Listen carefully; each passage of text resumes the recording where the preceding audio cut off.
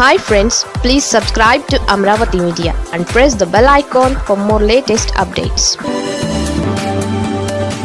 ఆ కీలక సామాజిక వర్గం మళ్ళీ వైసీపీ వైపు. ఆంధ్రప్రదేశ్లో బీసీల తరువాత రాజకీయాల్ని కాపులు ప్రభావితం చేస్తారు. వివిధ ప్రాంతాలలో ఆ సామాజిక వర్గాన్ని వేర్వేరు పేర్లతో పిలుస్తూ ఉంటారు. రాయలసీమలో వాళ్లను బలిజలు అంటుంటారు. రాయలసీమలో మొదటి నుంచి మెజారిటీ బలిజలు కాంగ్రెస్ వ్యతిరేకులుగా ఉంటున్నారు. కోస్తాలో టీడీపీకి వ్యతిరేకంగా కాపులు బలమైన రాజకీయం చేస్తున్నారు. ముఖ్యంగా వంగవీటి రంగ హత్య తరువాత టీడీపీకి బద్ధ వ్యతిరేకులుగా వాళ్ళు మారారు. అలాంటిది వైఎస్ జగన్ పుణ్యమా అని కాపు కమ్మ సామాజిక వర్గాలు గత ఎన్నికలలో ఏకమయ్యాయి.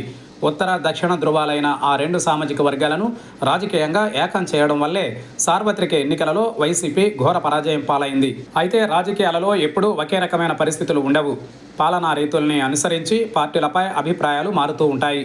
ఈ నేపథ్యంలో కాపుల ఆదరణపై వైసీపీలో ఆశలు చిగురిస్తున్నాయి. దీనికి కారణం కూటమి పాలన విధానాలే. ఇంతకాలం పవన్ కళ్యాణ్ను తమ సామాజిక వర్గానికి పెద్దన్నగా కాపులు బలిజలు భావిస్తూ వచ్చారు. ఇప్పుడు కూడా వాళ్లల్లో ఎక్కువ మంది పవన్ అంటే ఇష్టపడుతున్నారు.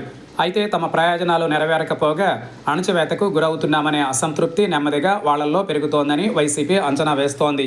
అందుకే కాపు బలిజల వ్యతిరేక పార్టీ అనే ముద్ర నుంచి వైసీపీ బయటపడేందుకు తంటాలు పడుతోంది. ఇందులో భాగంగా పవన్ కళ్యాణ్పై గతంతో పోలిస్తే దాదాపు 75% రాజకీయ విమర్శలు ఆ పార్టీ నేతలు తగ్గించారు. మాజీ ముఖ్యమంత్రి వైఎస్ జగన్ విషయానికి వస్తే పవన్ను అసలు పరిగణలోనికి తీసుకోలేదు. కేవలం చంద్రబాబును మాత్రమే జగన్ రాజకీయంగా టార్గెట్ చేస్తున్నారు. పవన్ను విమర్శించి చాలా నష్టపోయామని జగన్కు రాజకీయంగా జ్ఞానోదయమైంది. పవన్ విషయంలో గతాన్ని పునరావృతం కానివ్వద్దనే ఆలోచనలో వైసీపీ ఉంది. ఎన్నికల ముందు పవన్ వ్యక్తిగత జీవితంపై జగన్తో సహా వైసీపీ నేతలు తీవ్ర విమర్శలు చేయడం ద్వారా అదంతా తమ సామాజిక వర్గంపై దాడిగా కాపులు బలిజలు ఆగ్రహించారు. అయితే కూటమి పాలనలో చంద్రబాబు పల్లకి మోయడానికి తప్ప తమకు వనగురింది ఏమీ లేదన్న వాస్తవాన్ని ఇప్పుడిప్పుడే కాపులు బలిజలు పసిగడుతున్నారని వైసీపీ నేతలు అంటున్నారు. ఆ అసంతృప్తి రానున్న రోజులలో తమకు అనుకూలమవుతుందని వైసీపీ నేతలు ఆశిస్తున్నారు.